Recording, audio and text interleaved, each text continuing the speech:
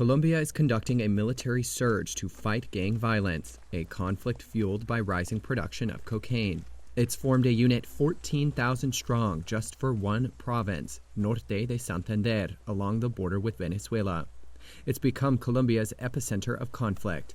Violence there has surged, and the enemies this unit aims to fight often hop the border. General Fabio Caro is the unit's commander. We're going to intensify special operations, offensive operations, and also territorial control against the drug trafficking chain. We will use all the available capabilities that the Colombian state has given to the public force to fight everything that wants to harm the state and the Colombian people.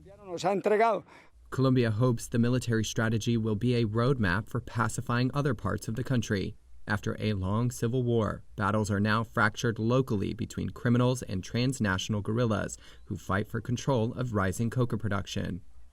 General Luis Fernando Navarro is the head of Colombia's armed forces. He says that when the gangs are threatened, they strike and flee across the border to Venezuela, where they're protected from bombing raids. This obviously makes it difficult to fight them. It makes it complicated. And in addition, Venezuela's armed forces are not fighting them.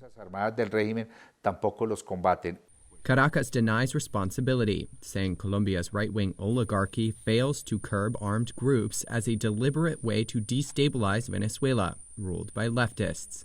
However, activists say a new military unit isn't the right approach when locals have little else to live off of but coca farming, and that without anti-poverty measures or a substitute for coca, boots on the ground means very little.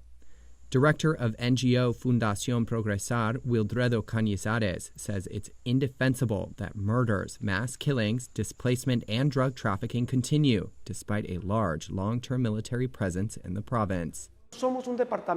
We are a department where, throughout our life, there has been a constant militarization of the territory, and it has not yielded any results.